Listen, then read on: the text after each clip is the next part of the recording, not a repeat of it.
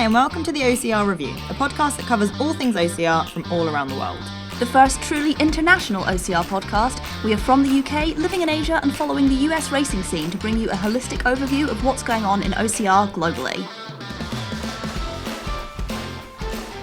Hello and welcome to episode 11 of the OCR Review. Today we're going to be welcoming Dave Tully to the show. Dave is the race director of Spartan Race Malaysia. Now, COVID has been hard for us as racers. With the uncertainty of training without races, we can only begin to imagine the challenges that the people behind the scene have faced. So this episode, we're going to delve deeper into this topic and ask Dave some of the questions we've always wanted to know about what goes on behind the scenes at Spartan Racing. All right, so hey Dave. Hey, how you doing? Good to see you both. Yeah, good. How are you? Considering we're living locked in isolation, but actually enjoying it in many ways. I get to spend more time with my family than I have in years. Nice. That's lovely. Some bonuses. So first question for you, just going straight into it. Can you tell us a little bit about your work and fitness background and how you got involved with the world of Spartan? Oh, wow. Work, I'm a 30-year TV sports director. I've been working in the sports industry for 30 years, mainly as a TV director and a producer. Also working on events like Extreme Games, the Olympics, Commonwealth Games and such like. I got into Spartan, interesting story. I became a father 7 years ago now, 7 years, just about, almost, and decided I needed to change my lifestyle. I'd been in my main sport before that had been rugby, then it had been a certain amount of water sports. Then I got into off-road racing, that's motorbikes and 4x4 cars.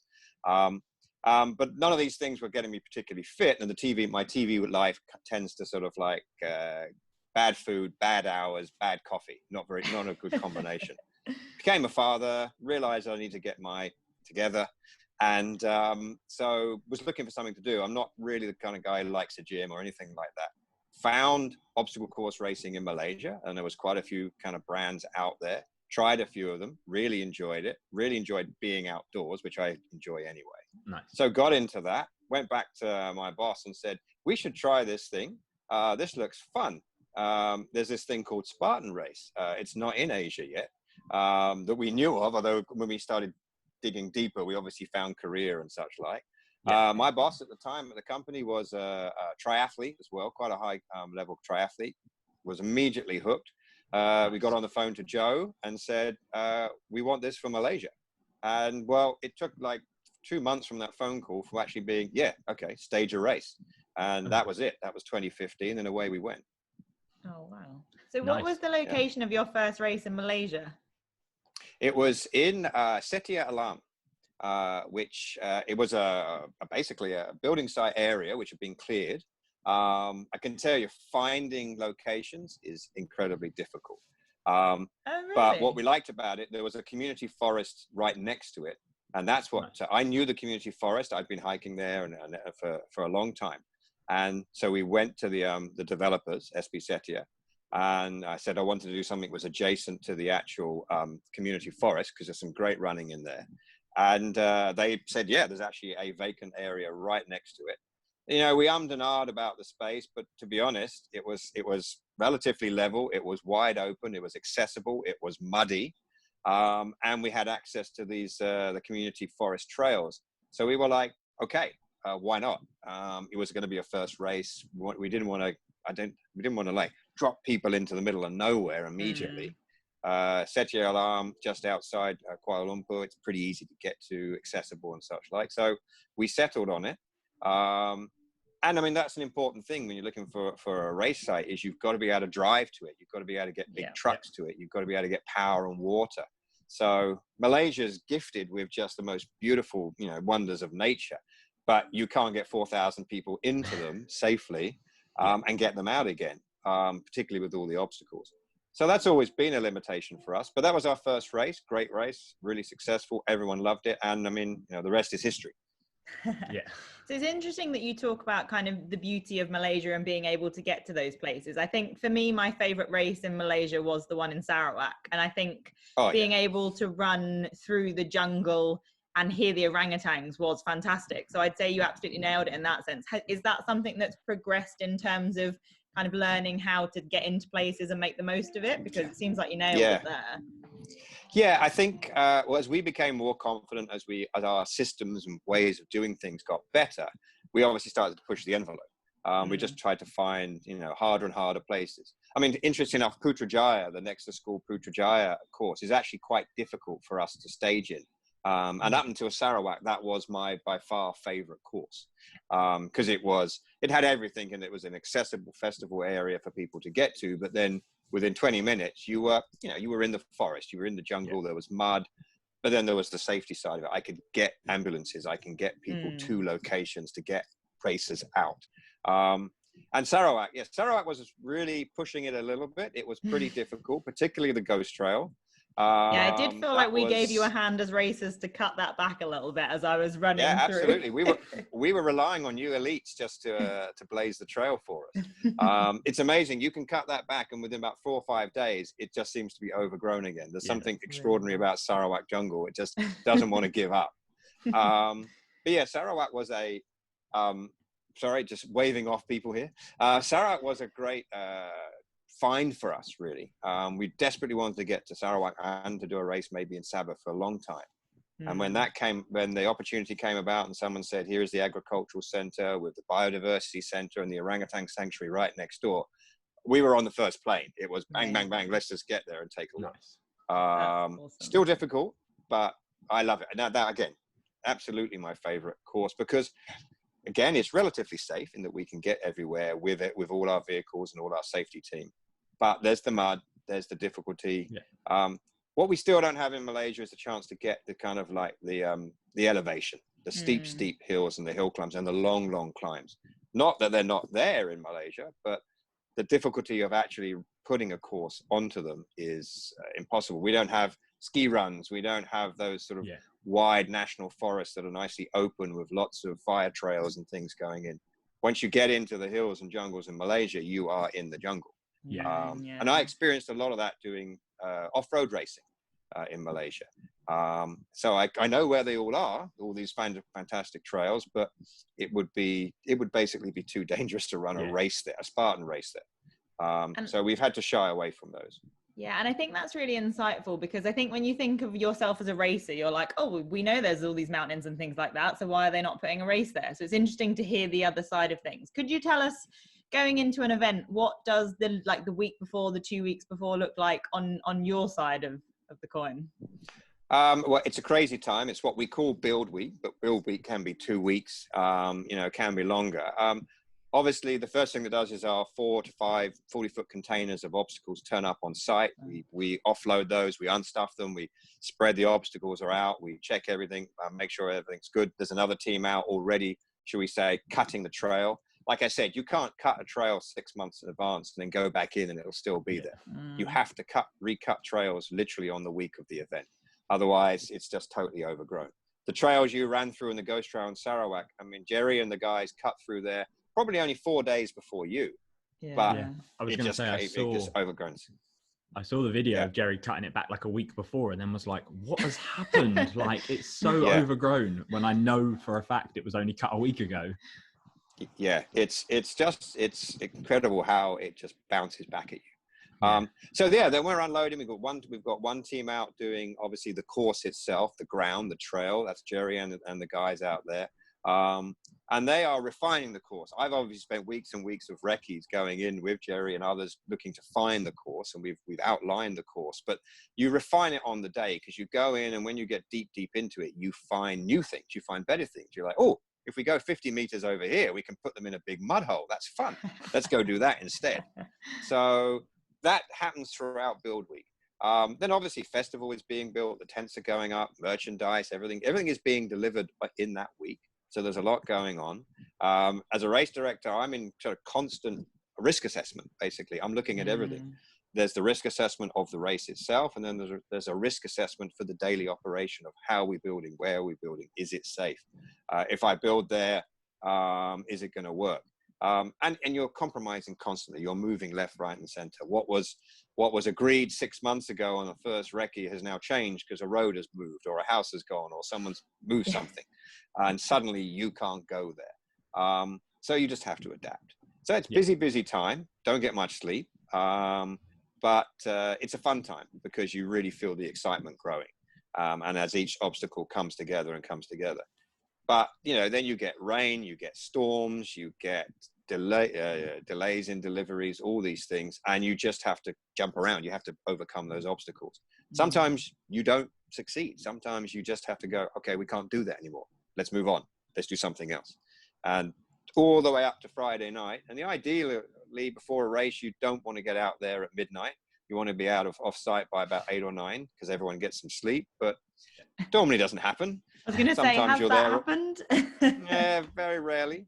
Somebody's on site all the way up until 3 or 4 o'clock in the morning when we're all back on site again to start opening up for registration and everything. So, yes, sometimes we get some sleep. There's been plenty of races where I've had absolutely no sleep. And that's where you get this fantastic team. I mean, you've seen it. You've been there, obviously, as referees. You're there early in the morning. You're putting in that extra hours. That's the community that really, really works. The number of people who volunteer for us on the course, building the course, clearing the course, marshalling the course. You know, that's the beauty of it. And you just got to push through. Yeah, absolutely. Cool. So on the subject of sort of obstacles to setting up a race, what's the biggest obstacle you've faced in the sort of final lead up to a race? So race week obstacle. Oh, weather is probably, because it's the most unpredictable, but I guess in Malaysia also the most predictable. When you get weather in Malaysia, it's big weather.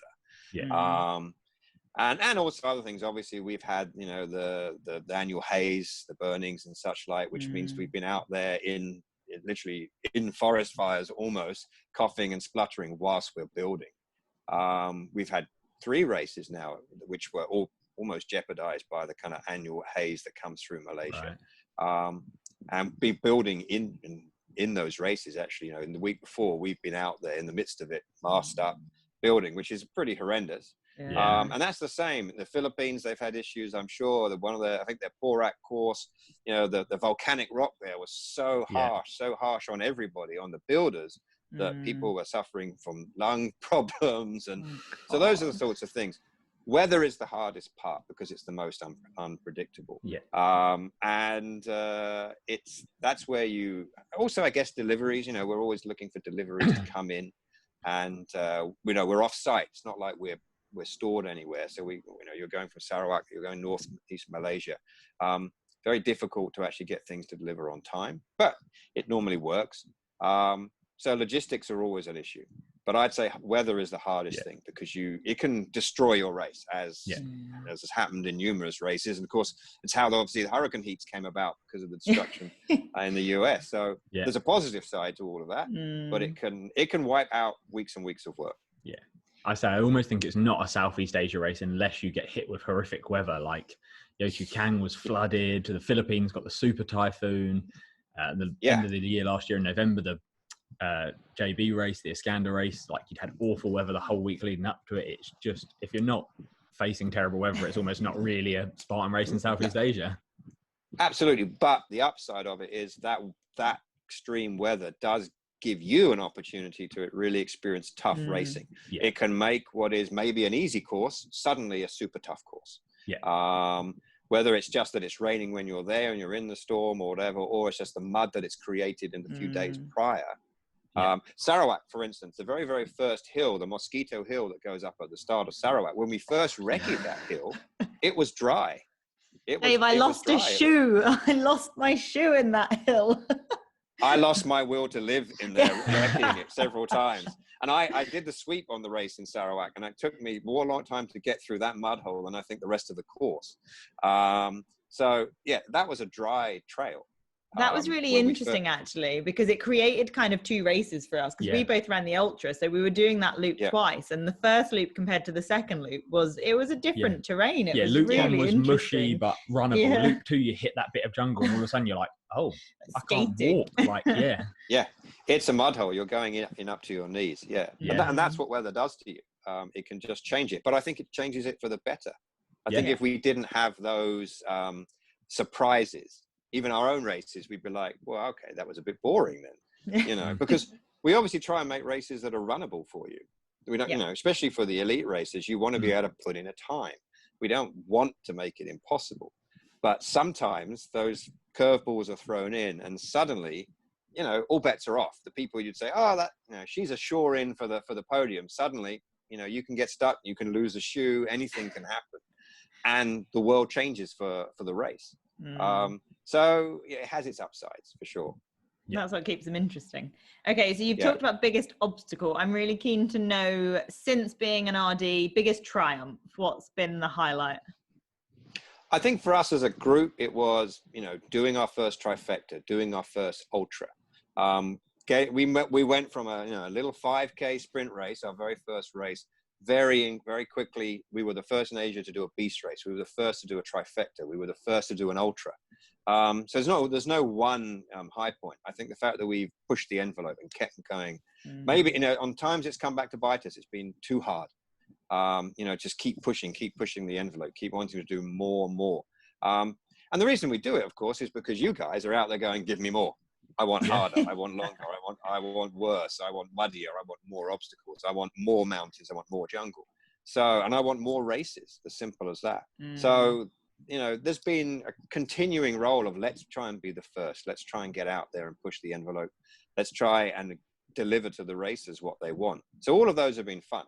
I think Johor, our first ultra weekend there, that was a fantastic time. Again, a good course. Siri Park, really enjoyed it.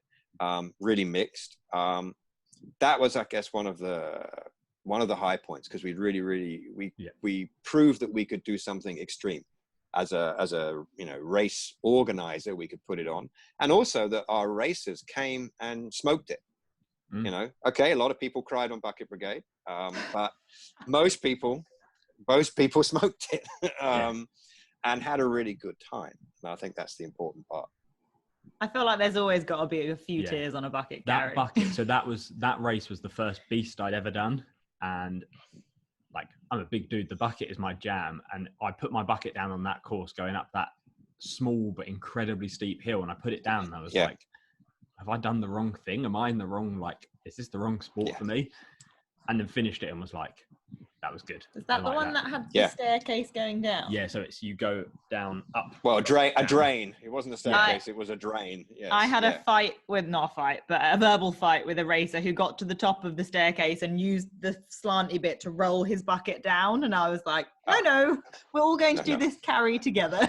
We're all going to go back and get it. Oh, yeah, I mean, our chief marshal guy, Irma, sent someone round a second time. He came down and he was at the bottom of the hill, took it off his shoulder, walked the last few 100 meters, and the guy said, go again. And he literally sat on his bucket and burst into tears. Because it was tough. I raced in that race the second year. I did the beast there, and a lot of fun. Very tough. I think it was possibly easier the second time round, maybe, but for some reason, but I can, fully understand the tears. So, but we're not out there to break you like that. But obviously some things break some people. Like you said, Sean, you thought you were going to smoke that. That's your thing. Yeah. But there you are going, maybe I shouldn't. Maybe I should take up ballet or something. Different sports. Thank Jennifer. I think that's why we're in it though, right? We're in it to if you're signing up for a Spartan race, you're in it to push your limits, and you want that aspect of feeling like you've come out of it, because when you get to the finish line, you walk away from it going, right, well, I've achieved something more then. That was more than I'd imagined. Absolutely. I mean, I talk about tears. One of the things, I guess, the high point of all our races, we make a point of, I try and make a point with the whole team of being there for the last racer. We're there for the very first racer, and I want to be there for the very last racer. And that last racer can come back hours after everybody else. But there's tears, and there's tears for everybody.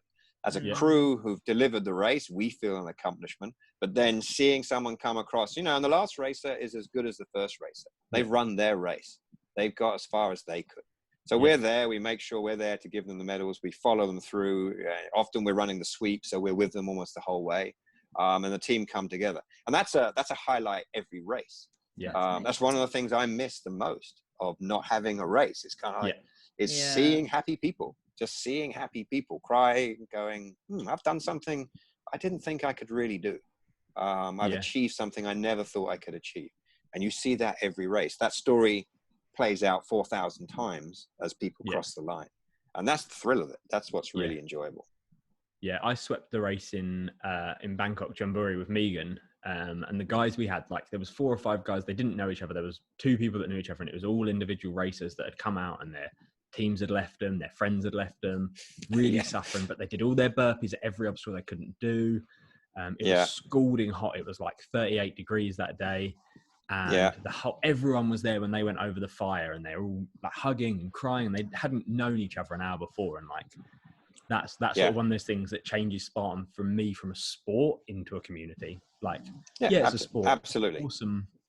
Watching the best people run 27-minute 5K obstacle races, like, that's amazing. Yeah. But it's more amazing seeing those people that have spent 5 hours under the sun to get that 5K, and then like make friendships and like really feel like they've achieved something in that end.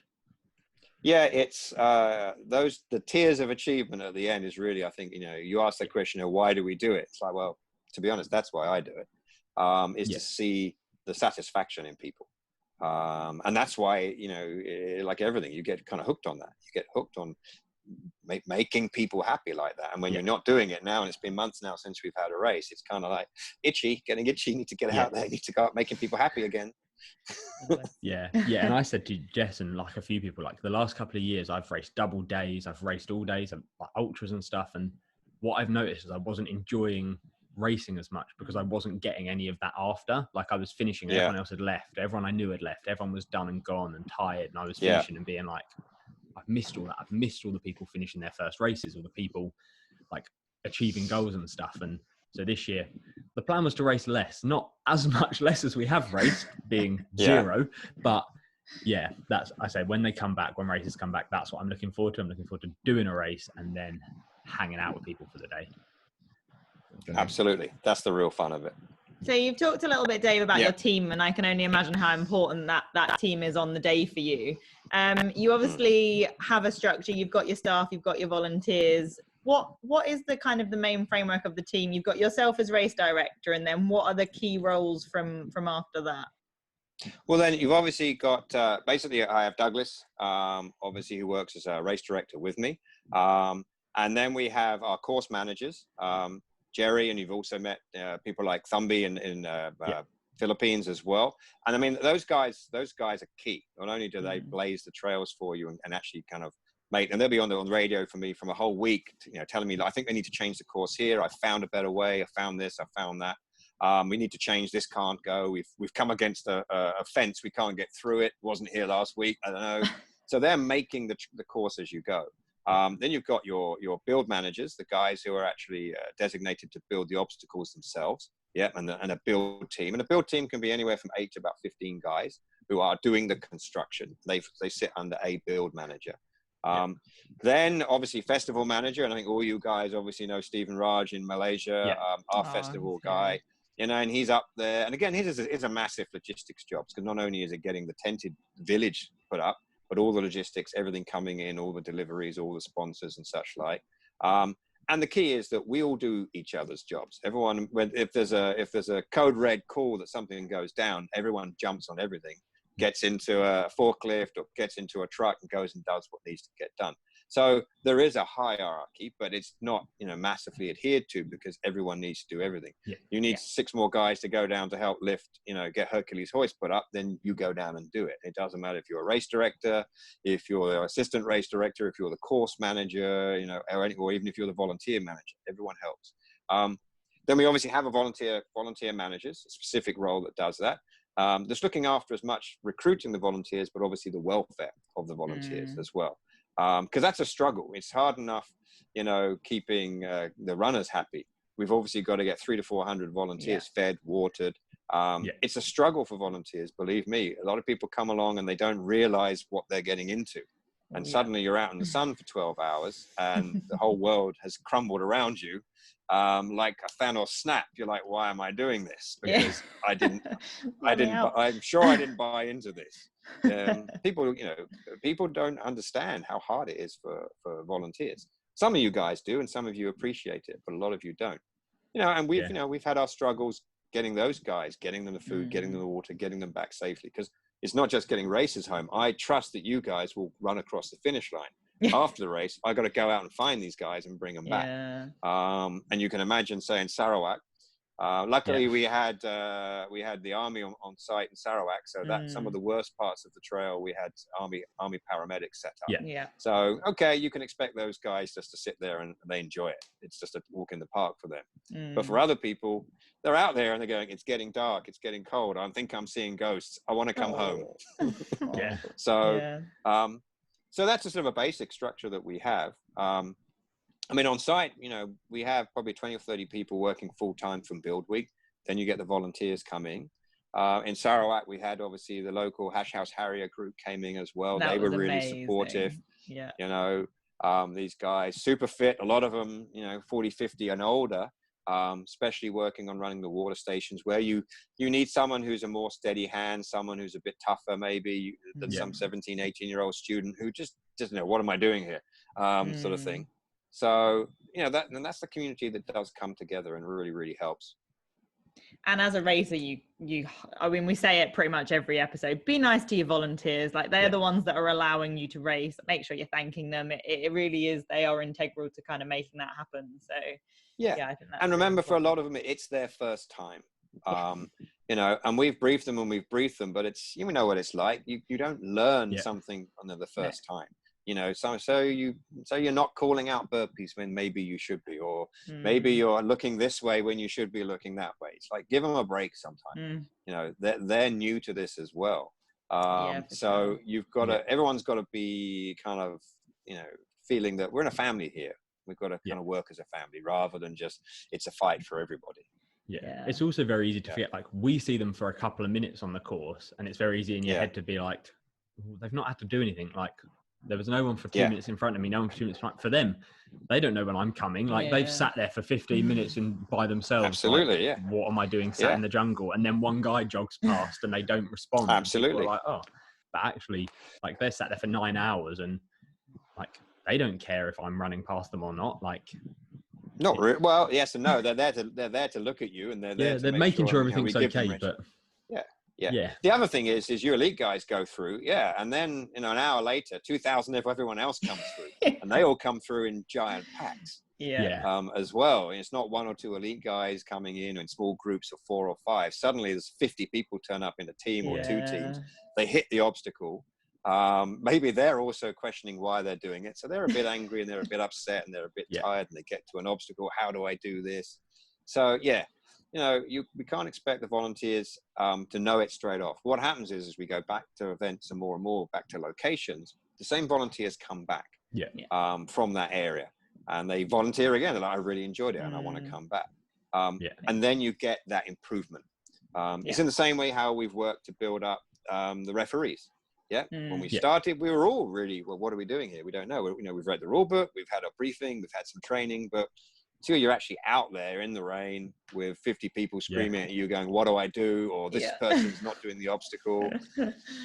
And you learn. But that's now developed, and we've got a great cadre of referees now, particularly in the whole of sort of Singapore and Malaysia. Amazing. Cool. That's really, really interesting to kind of see how that plays out. So Dave, obviously this year has not unfolded as any of us would have expected. I guess your race director role has changed. I think there's a lot of kind of frustration, disappointment in the community. Everyone had races that they were really excited about. We were obviously expecting to see the April Sarawak race that obviously didn't happen. I just wondered, could you give us a little bit of insight into, from your point of view, how did you make that decision? What kind of changes were you faced with? What did that look like? Well, I mean, in many ways, it was a tough decision. In many ways, it was an easy decision. It was a tough decision personally from all of the team, because we want to put on races. You know, and I'll be honest, we run a business, so we want to put on races. That is our business, but we also really enjoy it. And we enjoy the community like you. We're out there. We want to meet all our friends again. We want to put on a race. So it was a tough decision, because we knew people were going to be disappointed. We knew people were going to be angry. It was an easy decision, because, to be honest, from the very start of this, I think I alluded to earlier, the whole of a race director's job is risk assessment. And you're risk assessing from the very first day you personally go on site to recce a course for your own risk. Or should I be driving down there? Is this, I mean, the amount of accidents I've had on motorbikes and things, actually recceing courses would put a lot of people off. So you're risk assessing all the time. And so as soon as this whole COVID-19 coronavirus sprung up, everyone's ears pricked up. We all were like, okay, because we've all been through SARS and other epidemics here in Southeast Asia. We've been here a long time. We understand it. So, but the easy thing is you consult the experts. You don't leave it to, well, no, I think it's okay to race. You start to consult the experts, but you don't sit there and just take it on face value. You consult several experts. So personally, obviously, I was looking at the World Health Organization, site. I was listening to their briefings, looking at their updates from the very, very beginning when they first started. This is talking in January, because we're planning our race. So I'm planning in January for an April race. So I'm looking at this. CDC, once you sort of get onto that, you listen to what are the Americans are saying about it? What are the Chinese saying about it? Then you obviously have your local authorities, local health ministry, local sports ministry, and you start talking to them. And then there's the state authorities, obviously, in Sarawak. In Malaysia, you've got an interesting situation. You've got federal government based in West Malaysia, and then you've got the state government running Sarawak. And from the beginning, we were like, well, we want to do this race. We want to put it on. If we can if we can find a way to put this on, we will. And very early on in the whole spread of this epidemic, Sarawak was quite protected. Nothing was happening there. The numbers were very, very low. And we kept looking and we kept looking. Then it suddenly, to be honest, accelerated. It suddenly took fire. And we were getting directives from the Ministry of Health, from the Sports Ministry, just telling us, well, what they will allow, because of course we can't just arbitrarily put on a race. We have to be allowed to put on a race, particularly as in Sarawak, we're on state land, we're on state government land where the race is being held. So it's not just a question of our choice. We worked hard to try and make it happen. And to be honest, as did Sarawak Tourism, Sarawak State Government. They also wanted us to have a race because they really enjoyed us last year. They thought it was great. They knew the impact it would have, and they helped. But to be honest, then circumstances just overrun. And you're getting daily briefings, daily updates. And then in the meantime, in the background, myself and Douglas, we're looking at protocols. We're looking like, well, if we did do this race, how do we do it? How safe can we do it? And you're looking at everything from start corral procedures. Do we need to, cut it down to 10 people every 10 minutes? How do we spread the people out? To everything from, well, do we have to sanitize the sandbags and the buckets every time they come back? Literally, are we washing sandbags and washing buckets? So that, because every touch point is a potential infection point. And that, I guess, was the real kicker for us, is that there are so many touch points in a Spartan race. Thousands of people going through the same obstacles, the same monkey bars, the same climbing nets, the same sandbags, that it was just going to become impossible. And, the whole thing about all of us is we always want to bring everybody back. That's the point. So it came to a time when the advice we were getting was, well, it's dangerous. It's getting dangerous, and it's going to get more dangerous for the racers. But then the other element is, what about everybody else? You bring 4,000 people in from around the world into Sarawak, then what are you bringing to the country? What risk are you exposing the state to suddenly? Here is an event where all these people are coming from, do we know? And obviously Spartan racers, they come from China, Taiwan, Hong Kong, Thailand, Singapore, Malaysia, they come from everywhere. So that, to be honest, in the end was the kicker for us, was like, what are we doing for the local community? We are putting them massively at risk. And the Sarawak venue, obviously there are people living in that venue as well. There are residents there, guys who are working in the agricultural center and such like. So that's putting them at a massive risk as well, families. So all of that coming together, ultimately it's an immovable force. You keep trying to go, but can we do it? You keep asking the question, how do we do this? We're talking with Spartan HQ constantly. What do they advise? How can we change our protocols? How can we change our SOPs? But everyone, to be honest, was making this up. We were learning as we were going on. We were all asking experts. We were all asking other race directors, what are you doing? What have you done in the past? What's your experience? To see if it would work. Ultimately, I guess the tide just crashed. The wave crashed on us. We couldn't hold it back anymore. And then when state government says we just can't allow this, borders are being shut, numbers of people gathering is going to be limited, then the choice is made for you. But it's the right choice because it's being based on scientific evidence. And, you know, and like I said, the bottom line is keeping everybody safe. That's my crew as well, and my volunteers, you guys as racers, the local community. Ultimately, that's the most important thing. There will always be races. There will always be another race.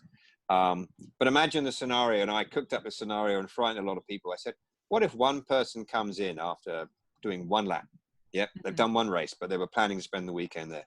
They're feeling not well. They go to the medical tent, they get checked out, and the doctor there says, suspected case. Then everybody in that whole race course is locked down. Yeah. We'd all still be living in Sarawak right now, probably on site. Because if one person's infected, well, so could 4,000 people be infected, and so could the whole area suddenly be a risk. And when you look at those nightmare scenarios, you just go, yeah, you can't ignore that fact anymore. No matter how hard it is. So believe me, we pushed right to the very end to have a race. But ultimately, I mean, I was one of the first voices of reason, perhaps, maybe because I broke the first and said, no, we can't do this. The science says we can't do this. The government don't want us to do this. They see it's a risk. We have to comply. And others were more gung-ho, sure. And I appreciate that. Everybody wants to race.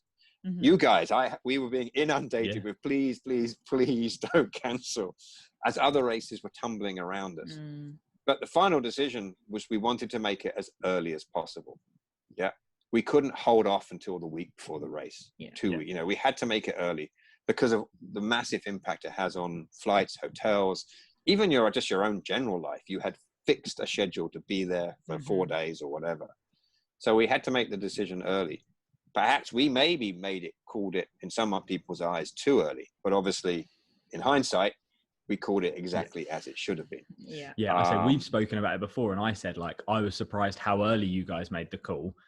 By April, no one can leave the country. Like, it was exactly the right call. And all the people that were saying, like myself included, that was a bit early to make that call. I think if they aren't willing to turn around now and be like, it was right, good job. Like, well, one of the things you understand, it wasn't just prescient from us. We did have government agencies telling us, this is what's likely going to happen. 3 weeks from now, 4 weeks from now, you know, even if it's a question of, well, okay, we may not close our borders, but Singapore might. Singapore just might not allow people to fly out. So I mean, that's what we've had. So we were being informed. We didn't just go, you know, let's just take a chance with this. You know, and obviously, you know, there's a way, you don't want to create panic and all these sorts of things. So, but we had always made a decision internally that if it looked like so unlikely, we would make the call as early as possible, because that's only out of respect for you guys. You know, you need to see if, you know, your flights, your hotels, and that's why we tried to keep you informed as much as possible as well, and I think online and obviously directly. I think it's really important for people to understand that. I mean, this is my last year in Asia. So this year and this series was really important to me. And I'm going to be honest, like, when it was announced, it hit me hard, and it was very internal. It was hard to think of the bigger picture. It was more, this was my race, and please don't cancel it. The numbers are really small. But actually having talked to you and understood that process is really helpful. And hopefully for the people listening, it can help them to empathize with what you guys are going through, because the comments online about, oh, well, put it on and do this, and kind of messaging you guys and being like, please go ahead. I think when you can understand the logistics of it, like, even if you take all the kind of medical thing aside, no one wants to run a race where they have to hand sanitize before their bucket carry. And if you're trying to compete for a time and you've got to wait because only one person can be on the monkey bars, like, that's not what Spartan's about. And I think it's really insightful to understand what you guys were facing, to be able to understand that it wouldn't have been what people wanted anyway. And even it wouldn't have been the same experience. No. Like, who you said, like, you imagine being an elite racer in the top 5 and you get to the monkey bars and they've just been sanitized and you fall straight off and you're like, why are the monkey bars covered in like slime? And they're like, we had to sanitize them. You'd be like, you'd be furious. And though the same people saying don't cancel the race, let the elites race, are the same people that would then say, well, I would have won if my time has been blown. Exactly. It's those little things that just make big differences. we appreciate the intensity that you guys bring. And I mean, the wonderful thing, I mean, you asked me earlier about what's the biggest kind of like, I guess, win out of all of this, is to see the quality of elites grow in Southeast Asia, and to see fantastic athletes suddenly appear who probably never even thought they were an athlete.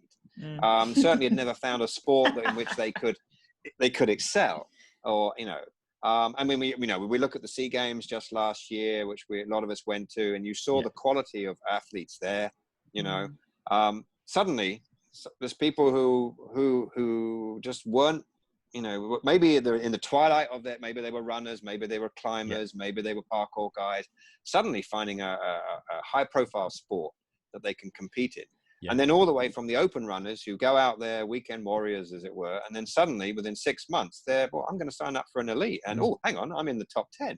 How did that happen? Yeah, we had a really funny like moment the other day. So lots of us in Singapore, 3 years ago, like day before yesterday, a couple of days ago, basically was the race at Tampines, and it was lots of people we know's first race, and most of those people have gone from that race to this year, last year. Podium elite races, podium age group races, like racing 20-30 times, working in teams that take big teams to races. And you're like, it's amazing that just 3 years ago, like lots of us were like, what's this Spartan thing we're going to do? Yeah. I was course marker for that race in Tampines with Jerry. Race.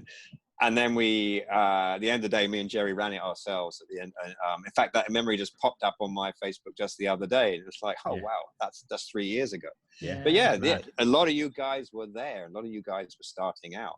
And that was a fun race, to be honest. I like that course as well. Even, you know, Singapore, it's very hard to find great venues in Singapore. You can understand all the limitations. But, you know, we've put the hands out there and tried to find as good a place as any. But so the courses have come on and the races have come on, and that's the real value, I think, is seeing you guys, you know, really grow and excel, I think, and actually find something, you know, I could be, you know, world class at this. Yeah, that's a wonderful thing to actually, you know, witness and be, you know, I guess on the sidelines and watch. Yeah, for sure. So I guess the question on everyone's lips, Dave, and it might not be one that you've got an answer for yet. I noticed that the US have got a race scheduled for the first week of September. Have any insight into when we can expect one in Malaysia? Is that something you can answer just yet? Well, I mean, currently, you know, the information we were being given is don't expect any races in Malaysia. This is obviously from the government agencies, from the health ministry, sports ministry, and you know they are also in a situation as we all want to get back to life. Of course. But the indications are no races this year. Okay. Now, anything can change. Obviously, you know, there's a race on to find vaccines. There's a race on to find actual, you know, medication so you can at least treat this. All these things can suddenly change. And obviously in Southeast Asia, you know, they've done a great job of actually containing this. Singapore, Malaysia, obviously you've got Vietnam is fantastic. Taiwan is obviously leading the pack in terms of actually controlling this. Philippines are doing a pretty good job. So there's always a chance that there will be races somewhere in Southeast Asia or somewhere in Asia. You know, at one point, I think we were pretty confident China would open up again very quickly. Maybe that won't happen now. But again, it's now we're in the pandemic now. So now it's a constant risk assessment. It's a constant, not daily, but certainly a weekly update to see what's happening. Unfortunately, I got to say, I don't see it happening in Malaysia. And that's all I can really speak for right now. Yeah. You know, even though they're quite ahead at the moment with their containment. So say, obviously rules change and they say you can do races for only Malaysians. So borders are still closed for traveling racers. Would there be potential for like Malaysia only races? Or would you guys sort of say until everyone can come? I think, no, we have to look at this if, for instance, if country by country, you look at somewhere like New Zealand, again, Taiwan again, you know, if they've got themselves sorted, and the authorities deem that it is safe to hold a race, then there's no reason in Malaysia, if the same in Malaysia, we wouldn't open up and start running races. There's no reason why we wouldn't. We've obviously we've still got to look at the safety protocols. I mean, I don't think any of us think we can run a race and still not have additional layers of safety in there. So we would take advice from everybody. We'll talk to Spartan, we'll talk to everyone and sort of say, well, because we may have to alter the rules as well. We don't know. Like you say, it won't be a race anymore, because it could be more like a stage race where you get to an obstacle, you wait until it's ready to go, because I'm only allowing one person on a monkey bar at a time. That's not a race, because you can jump on a monkey bar behind the guy in front of you, and rather than waiting for it to be free. So these issues are still going to be a problem for us. I mean, we obviously want to race. If that means we have to do country-specific races, we will certainly look hard at it. Which, of course, then obviously massively frustrates and lets down the neighbors, because in Singapore, we may not be able to leave Singapore to get to Malaysia. Therefore, it becomes very tricky from like a series point of view as well, because obviously if I can't get into a country, is that fair on qualifying points? And there's a whole lot of questions. Also, I would just say is, look, we're still in the midst of all of this. You look at some countries, some people I think they're on some sort of downward curve, whereas a lot of countries still seem to be on, the rocket ship's only just launched and it's still going full burn upward. We are still too early almost everywhere. You look at some countries that are raising lockdown and now easing, and then suddenly getting spikes, suddenly getting a resurgence. I think it's too soon to tell right now. And, like everything in a race, we will have to just take it as it comes, and deal with it as it comes, and make decisions like that. And it may be that some countries in Asia will open up before some races will happen, country-only races, maybe even state-only races. We don't know. East Malaysia, West Malaysia could be a totally different situation. Sarawak could be completely clear, whereas other parts may not be. So who knows? We'll watch this space, but we'll keep pushing. I wish I could give you more. I just sort of wondered if you had any speculation about it. So we're sort of conscious that you've got to head off for a ballet lesson soon. Aikido, then ballet. We're going to do a couple of quick fire questions for you, and then we'll let you go. All right. Go for it. You going to start? No, you go. Okay. You do them. So first question is, do you prefer road or trail? Trail. Okay. Bucket carries or sandbag carries? Sandbag. Who likes bucket? I like bucket. So that's as a racer. What do you prefer to plan as a race director, bucket or sandbag? Oh, they're both just as equally fun to plan. I can't choose. But okay, as it's quick fire, bucket. Okay. Cool. The mud or the forest? Forest. Okay. Personally. Yeah. Tea or coffee? Tea. Sprint or ultra? Yay. To plan, ultra. To do, sprint. Yeah. Wet or dry course? Wet. And last one, would you prefer burpees or a penalty loop? Ooh. Personally, penalty loop, but I still love burpees. Yeah. But it's to be honest, it's a very hard thing to referee. Yes. It's just such a contentious thing to referee, whereas for the sake of the sport, penalty loops are much, much easier to officiate and to control and to check and to make sure they're done. So perhaps for the good of the sport, penalty loops. Awesome. So penalty loops are something that we discuss quite a lot. So we haven't got the time to go into it now, Dave, but I think we'll have to get you back on to talk about that in a bit more detail, because we've seen them in some areas of Spartan, and we'd like to see what your thoughts are on bringing them to Asia. Yeah, absolutely. Happy to come on. We had penalty loops at the SEA Games, OCR championships there. They did work. They actually were quite fun in terms of creating a certain tension at the end of the race. Yeah. So they can work. They can work for sure. Interesting. Awesome. Okay, Dave, thank you so much for your time. It's been an absolute pleasure. That gives a lot of insight into kind of what we're facing and what we can expect, and also just what it looks like in the life of a race director. So thanks for your time and enjoy your ballet class. We'll see Thank you you. soon. I have to tell you, it's not my ballet class. I'm setting it up for my daughter, who's 6. But I sometimes will, stretch my calves a little bit alongside, just for fun of it. Okay.